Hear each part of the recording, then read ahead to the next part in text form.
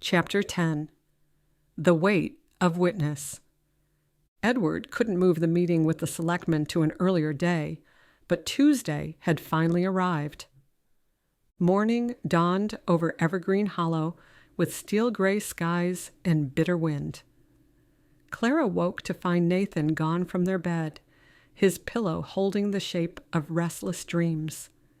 She shifted under the heavy blankets, kicking at the hot water bottle nestled by her ankles. Forged from metal and wrapped in a knitted cover, she placed the bottle there each night during the cold months. The faded heat still coaxed her into a slow stretch before rising. As she dressed, each button of her best navy dress felt as though it were a preparation for battle. Her hands trembled, not from fear, but because of the knowledge growing inside her, still too new for anyone but her and Nathan to fully grasp its miracle. Margaret had arrived early and scurried throughout the kitchen, smearing jam on toast. Neither of them ate. Soon, Andrew's Model T claimed the front spot outside, Thomas's truck stationed behind it. Thomas was here at first light, Margaret said. He and Nathan are finalizing adjustments to the cradle. She hesitated. Clara, there's something you should see. From her handbag, Margaret withdrew a leather-bound journal and handed it to Clara. I discovered this while organizing Father's papers. It's from Nathan's journal. From before? Before.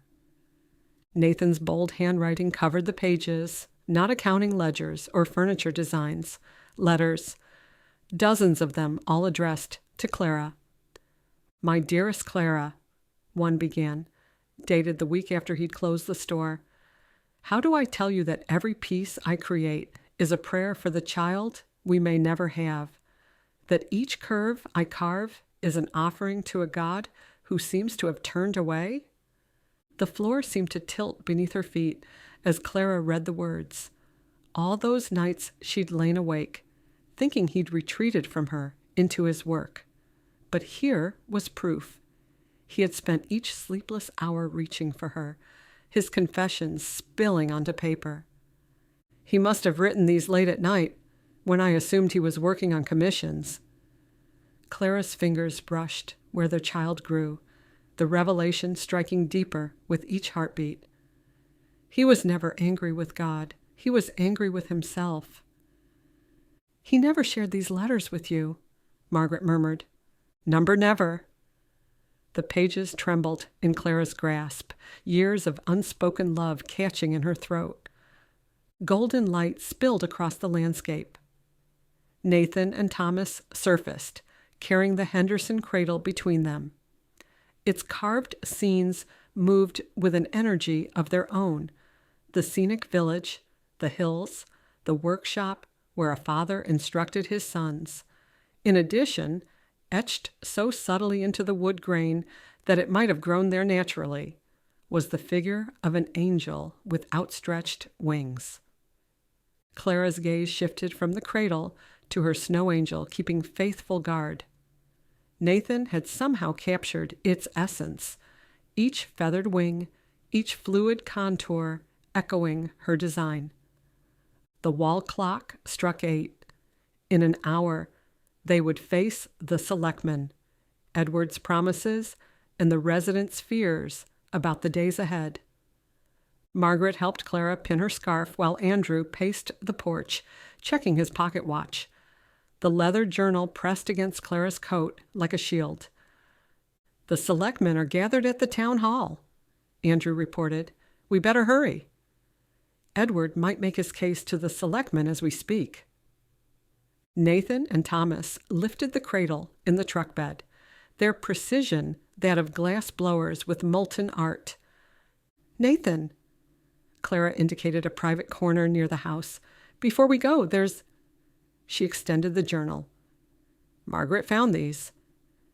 His expression faltered as his gaze landed on the leather binding.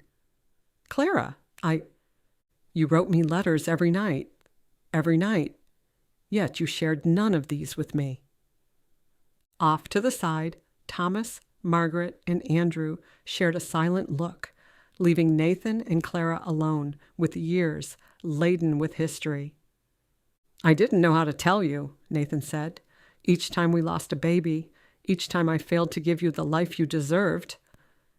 He stared at the snow angel. "If I spoke aloud, my words would have seemed hollow." "So you poured it all out into the wood instead." Every piece was a prayer, even the practical furniture, the cabinets, the tables. I carved my hope into each, wishing God would see. He did see, Nathan, and he heard. Prayers take time to answer. Wheels crunched on snow as Andrew shifted his car in reverse.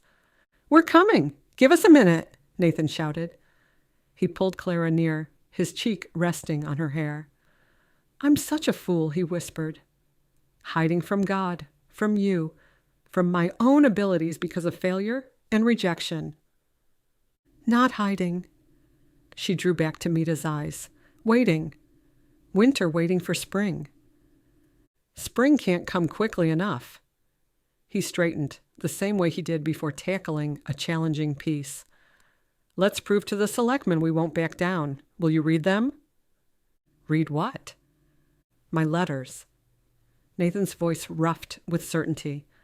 "Let them hear what lies beneath each chisel stroke. Not arguments about progress, but proof of why we shape beauty from raw timber." Clara clutched the leather journal closer. The pages within held more power than any practiced speech. While the cradle presented what Nathan's hands could create, these midnight confessions revealed the heart behind every carved leaf and wing. Andrew's car engine turned over, and they left the workshop behind. Through the windshield, Main Street emerged from morning shadows, Thomas's truck already waiting at the town hall steps. Piano music spilled from the mercantile where Mrs. Harrison was practicing for Sunday service. How firm a foundation! The lyrics' promises of faithfulness was a fitting prelude for what lay ahead. The town hall's red brick walls rose before them, dignified beneath a mantle of snow. Nathan and Thomas lifted the Henderson cradle from the truck while Clara gathered Nathan's journal in her courage. Margaret and Andrew followed, bearing 3 generations of Whitmore family history. Inside the hall, heat from the pot-bellied stove did little to dispel the chill that descended on Clara. A circle of dark coats showed where the selectmen collected, their voices dropping to whispers as they caught sight of her. At the right side of the raised platform, Edward spoke quietly with Chairman Proctor, his Chicago suit tailored to perfection, with a sleek pocket square and silk tie, marked him as an outsider, despite his connection to Margaret. People quickly filled the hall's lengthy benches. Mrs. Proctor sat in her customary place up front, where the established families usually congregated. Behind her, the merchants and shopkeepers claimed their regular middle rows, while farmers took up the back, their work boots and rough clothes marking the village's social boundaries as clearly as any map. Yet the traditional hierarchies wielded no power today. Peter Kelly and his mother had brought Nathan's carved chair to the front row, and no one questioned their right to be there. Mrs. Kelly's color had improved, and she perched straight-backed with soundless dignity.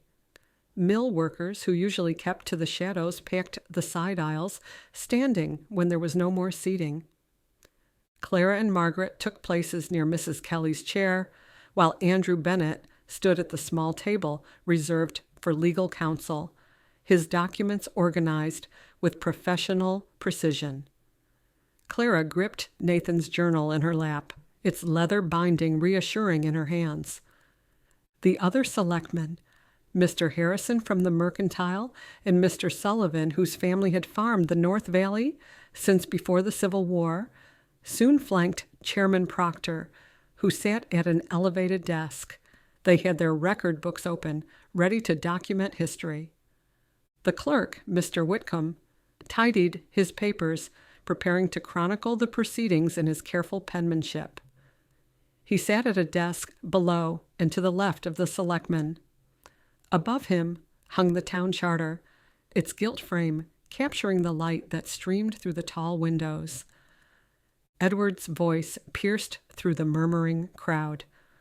"Ah, Nathan, you're on time to learn about the future of Evergreen Hollow." Nathan and Thomas brought the Henderson cradle to the open space before the selectman's platform, the area where residents traditionally stood to address their leaders. A collective gasp swelled as the cradle's details emerged, the village portrayals, the workshop, tiny angel feathers rising between cherry wood and leaves, a recognition of both evidence and art. Nathan glanced toward Edward, his voice calm but resolute. "The future's built on the strength of its foundation. Does yours hold steady?" "Manufacturing efficiency," Edward began smoothly, "is the key to economic growth. My factory will produce 50 cradles in the time it takes to make one by hand." "What of the souls who buy them?" The question came from Eleanor Clemens, Clara's friend, who'd lost her handcrafted jewelry box in the previous year's house fire.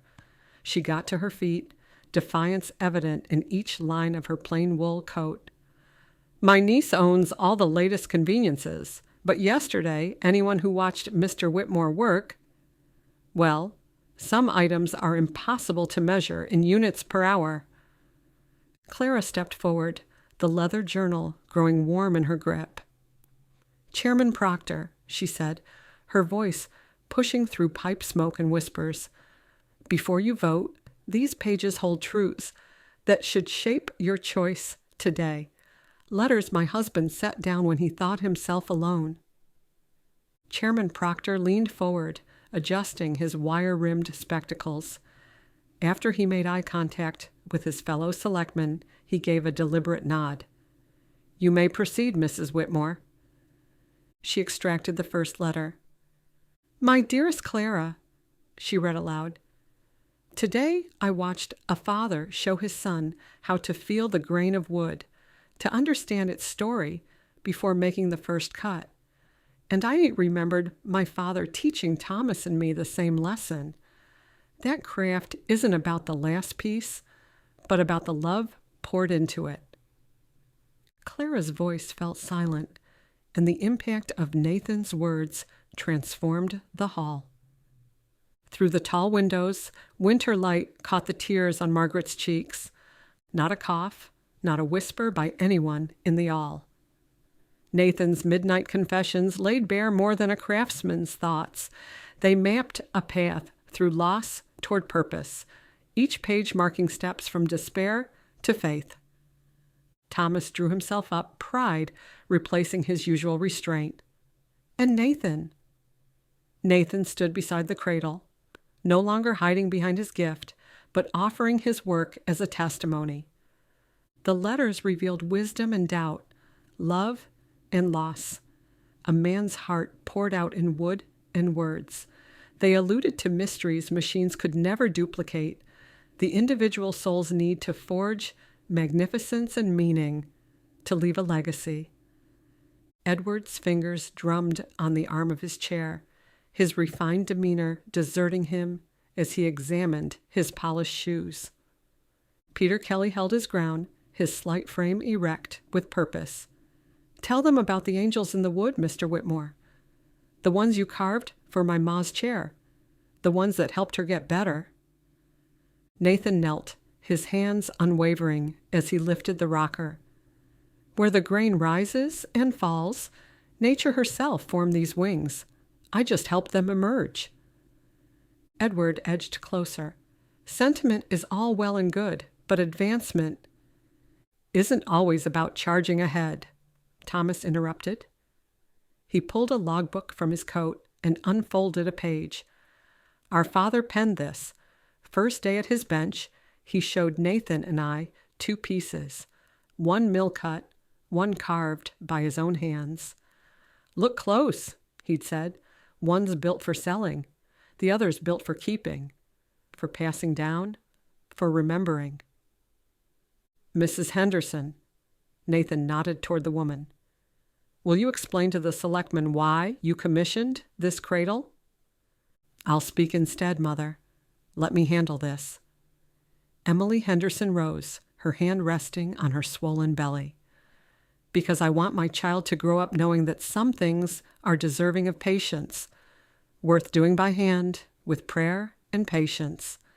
She smiled at Clara. Similar to how you shaped the snow angel in your garden, Mrs. Whitmore.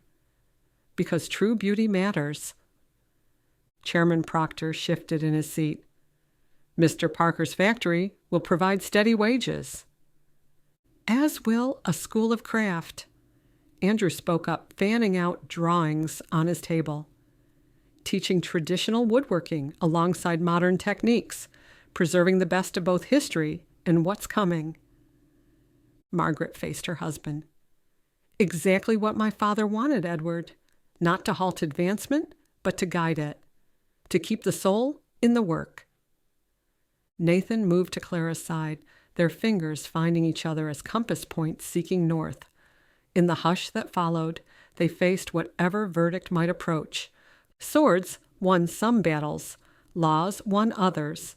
Winning required love, with conviction, and an artistry that answered the heart's deepest desires. Chairman Proctor signaled to his fellow selectmen. The board requests a brief recess to confer. The assembled villagers remained in their seats, and muted conversations occupied the hall. Edward stayed beside his factory proposals, while the selectmen withdrew to a private chamber behind their platform. For 10 long minutes, only the scratch of the clerk's pen broke the tension. When they returned, Chairman Proctor's eyes settled on Edward. The board's decision is unanimous, Mr. Parker. Your proposals will require significant revision if they're to preserve what makes this village unique. Any factory proposal must protect and incorporate our traditional craftsmanship. We reject your current plans until you satisfy these provisions. Edward straightened his tie. Don't hold progress hostage to sentiment, Chairman Proctor. My investors expect... They expect profit, Margaret interrupted. What if we showed them a means to blend the old artistry with new methods? Chairman Proctor nodded. That is precisely what this board will consider. Relief rippled through Clara, although Andrew warned, this is only the first battle. The State House Committee in Boston may still rule against preservation measures statewide. True, Nathan said, though it's a beginning. Harrison and Sullivan consulted further, while the clerk's fountain pen scratched notes on the record book. The merchants who'd been so eager for Edward's declarations lowered their account books, profit margins surrendering as they scrutinized the cradle. The villagers dispersed with the shuffle of boots and forgiving chatter. Mrs. Kelly touched the cradle's surface until Peter tucked her arm through his and guided her toward the street. Thomas lifted the rocking chair's arms, while Andrew hoisted the other end. They maneuvered it through the doors and carried it to Thomas's waiting truck. Chairman Proctor's step slowed, admiring the carved scenes with his wife, while the others filed past. Some battles resulted in clear victory or defeat, others with the promise of understanding. Papers waited at home, letters to sort, testimony to prepare for the State House.